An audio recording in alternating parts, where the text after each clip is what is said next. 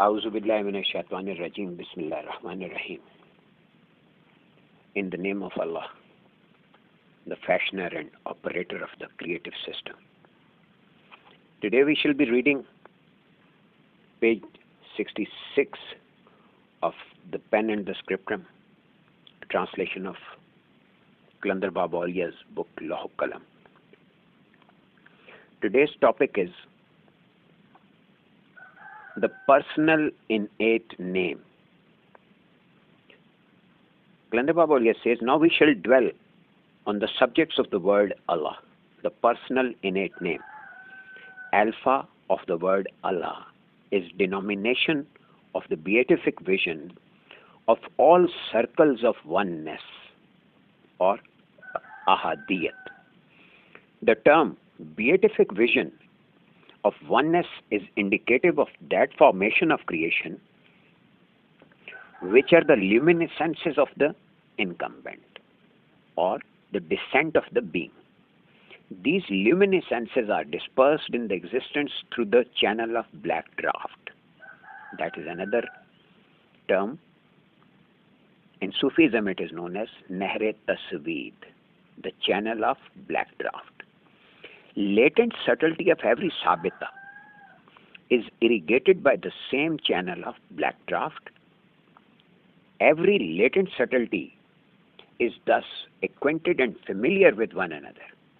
All those living creatures of the universe which have latent subtlety are linked and associated with one another in a hidden relationship by means of channel of black draft. This is the basis which enables us to know everything about the existence of the universe. Subtle luminescences of black draft channel are those rays which act as memory of man, jinns and living beings. Complete record of the existence is inscribed in these very rays. When we want to recollect something or intend to learn something, the very same rays move and transfer to the substantiality, and from there they shift to the confluence to become our conscious. And the things forgotten or once known is revived in our conscious mind. This thing provides a vivid description of the fact that all information from eternity, the remotest beginning, to infinity, the remotest ending, are preservedly stocked in man's latent subtlety.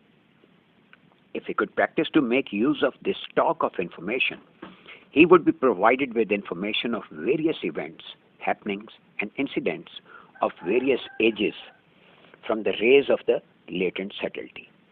All the ingredients of life, of existence, are the same, which were there in the knowledge of Allah before the universe came into existence. It is necessary to understand that all the compositional ingredients of existence could only have been those which had already existed there in the mind of Allah. Arrangement of the same compositional ingredients according to specific law resulted in the form of life and its existence. In order to have a more vivid description of this thing, we raise a question. Answer to this question would certainly reveal many dimensions of the law. Question: what is life? Answer: man, his form and figure, for instance, existed in the mind of Allah exactly as he is born presently, attains maturity, and lives a life for a certain period of time in the form of a specific manifestation. Explanation of this example would be that man's ego is a movement, the movement which commences by the order of Allah. This movement has thousands of ingredients, and every ingredient is also a movement. Man's ego, to wit, is a collection of inestimable movements. When man made the first movement of his life, it accorded a chance to the beginning and climax of the movement to become separate manifestations. The movement which took place initially was a manifestation of the creative attribute. That movement reached its completion after passing through its initial phases.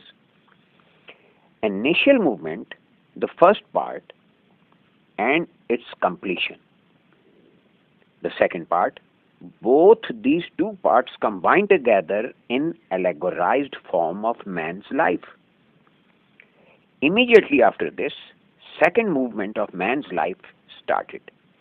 This too was completed and created into another allegorized illustration. Both these allegorized illustrations, called tamsil, are two separate records.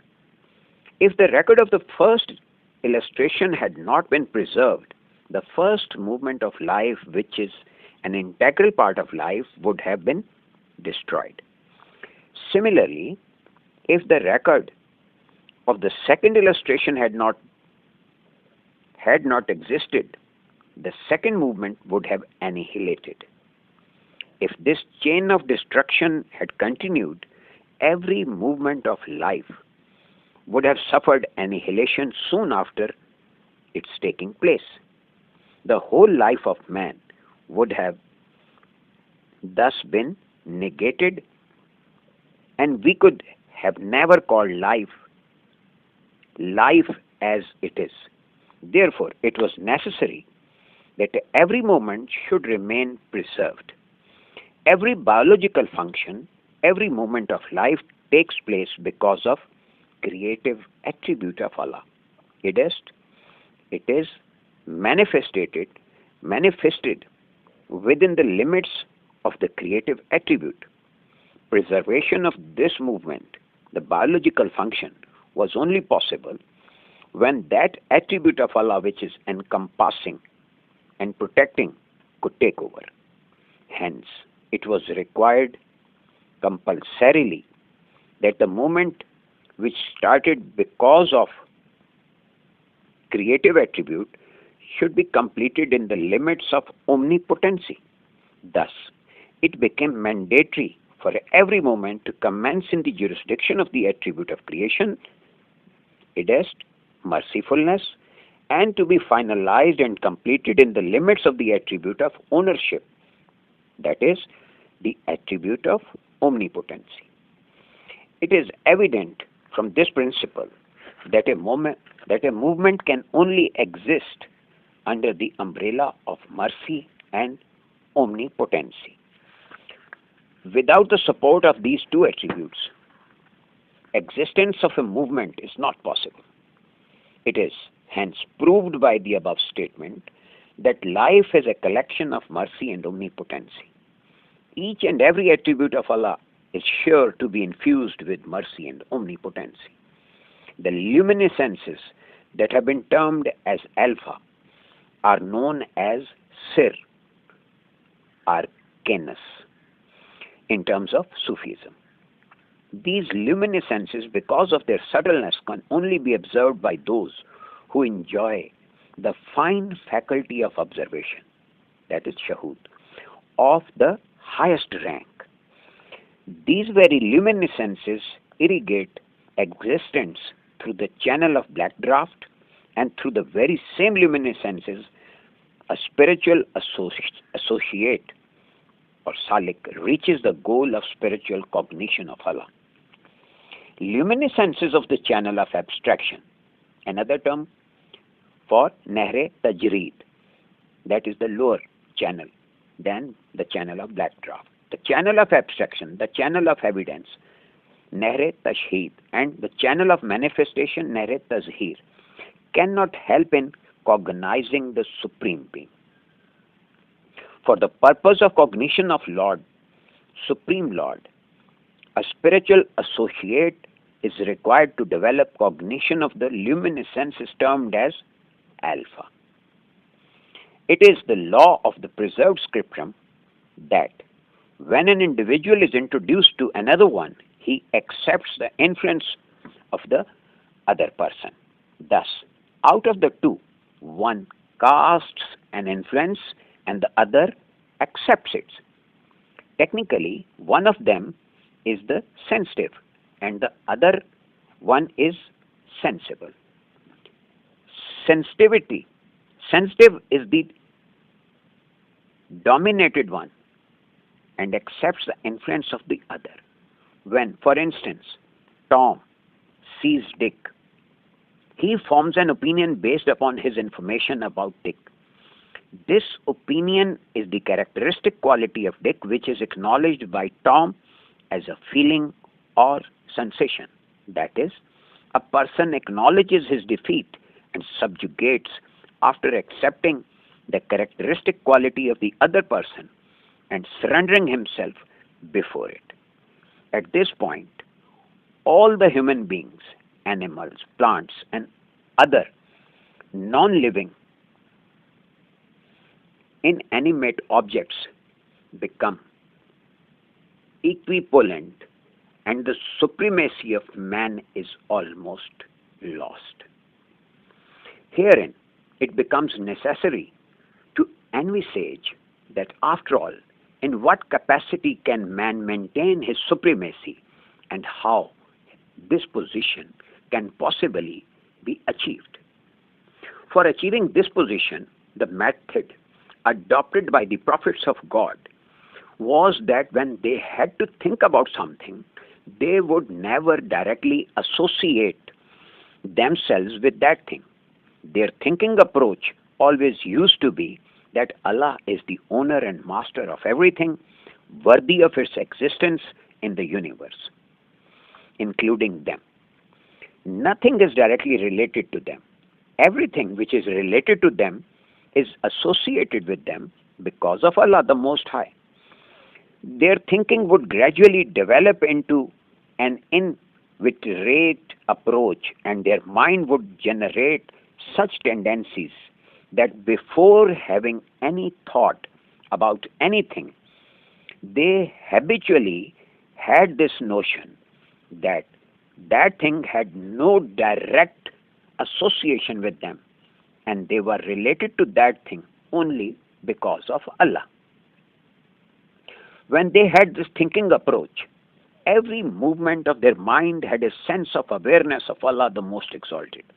Allah, as the sensible, would become the only regarded object of their aim, and as a matter of principle, the attributes of Allah would become the source of their sensation and feelings.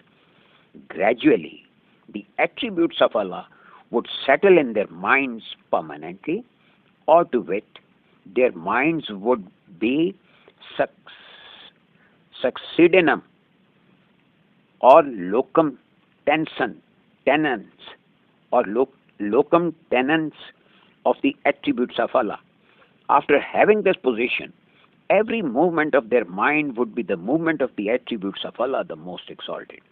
And since no movement of the attributes of Allah is devoid of the force of authority and power, therefore their minds possess the power to motivate and activate any particle or individual being of the existence according to their will and intentions. Intrinsic and true explanation of Bismillah in the name of Allah contains the very same fundamental lesson.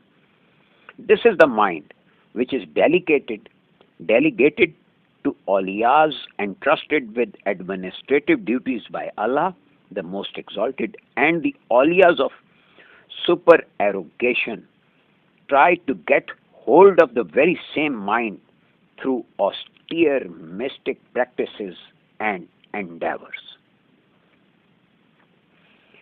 The next chapter is stimuli and centralities of the soul.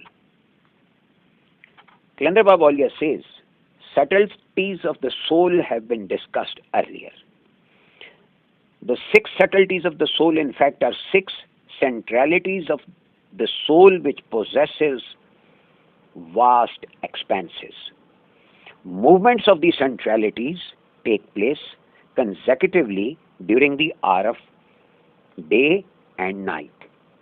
3 out of 6 centralities become functional during the wakefulness, and the remaining 3 become active in the state of sleep.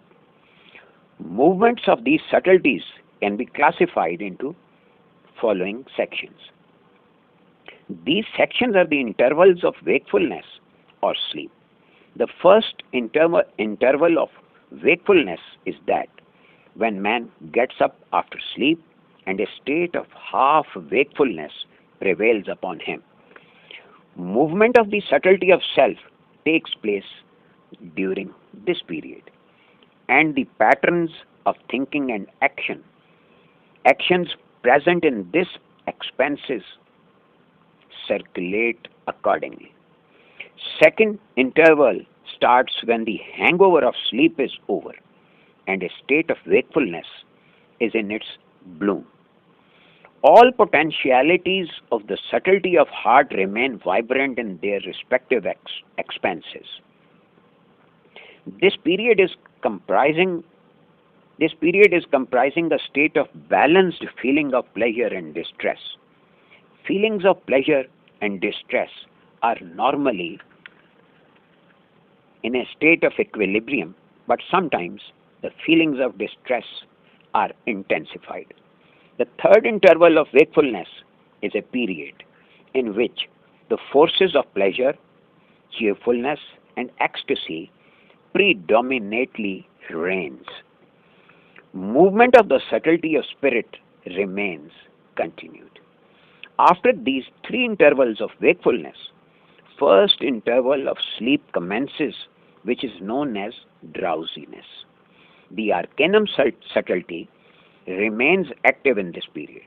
The second stage of sleep, which could be termed as slumber, is the period of the movement of the obscure subtlety. The third state of sleep is that of sound sleep or super, in which the stimuli of this latent subtlety are enforced. All these states begin with a state of inertness. For instance, when someone wakes up, first few moments after opening the eyes are of total quietness. And when the senses are in the process of arousing, they start from a state of calmness. Human feelings pass through, for few moments, a state of inertness before commencement of the intuitive state. Just as the 3 states of wakefulness begin with a momentary lull, the drowsiness also begins with a slight inertness of senses, and within few moments, this state of inactivity of senses deepens to take the form of drowsiness, after which slumber begins with few inactive moments, and then the inert wave of super overpowers the human body for a short while. Later on, this predomination is converted into sound sleep. Now, the movement of every subtlety and state related with this movement will be discussed briefly. The moment of the subtlety of self. The first movement after awakening is to blink the eyes. This act of blinking the eyes activates the sight. The sight or the act of seeing is such a state which confirms our knowledge about something, that a thing does exist at this time. A just mental perception about something is there. This process appears to be associated with the memory, but when memory is made to recollect something or some external stimulus stimulates the memory of any particular thing, the sight confirms its presence, which by then has been able to see the form and figure, features and outlines of the perceived thing under the continuous action of blinking. This act of blinking only begins when the subtlety of self comes into action. The movement of the subtlety of self initiates propensity for something. The subtle sense of sight initiates mind's inclination towards something upon activation of the subtlety of self. After awakening, as soon as the eyes open, man subconsciously longs to understand the things present around him and what are the situations of the ambient environment. He wants information about all these things. The information which are authentic. Nothing can satisfy him unless one of his own senses confirm and verify the things around him. Here, first initiative to carry out this duty is taken by his sight. When the eyes are closed, the function of the sight is suspended. Blinking puts an end to this suspension, and the sight becomes functional once again. Law. It is one of the laws of the material world that unless the eyeballs are not stroked by the eyelids, the optic nerves do not function. The senses contained in these nerves become functional when these are stroked by the eyelids. It is a rule. As soon as the closed eyes open, they become static for the first 2 or 3 moments. This state of inertness puts an end to the movement of the latent subtlety. After this, as soon as the centrality of the subtlety of self is moved, the inclination, trend, or wish is initiated. One who wakes up, for instance, wants to know about the surroundings and tends to understand his ambient environments. This is the first movement of the subtlety of self, which is continuously followed by more wishes and desires, one after another. This keeps going on till the movement of the subtlety of self is stopped, and all the senses of the human body, just like the sight, keep on varying, confirming, and completing the generated desires and wishes. When the lights of the subtlety of self focus on a particular direction, all the senses also turn in that direction. The most delicate and subtle of all the senses is the sight, which is the first to be affected by the light of the subtlety of self. This light initially induces man to delve deeper into the realm of thoughts. In this state, the mind exhibits 2 types of images, one pertaining to meanings, the second to figures. It does not mean that images pertaining to meanings can occur without any form and figure or face and features. However, tenuous may the meanings have to have form. However, tenuous may the meanings they have to have form, figure, shape, and features.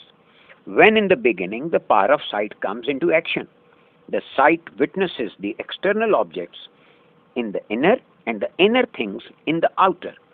To explain this, the example of the mirror can be cited as such. Example.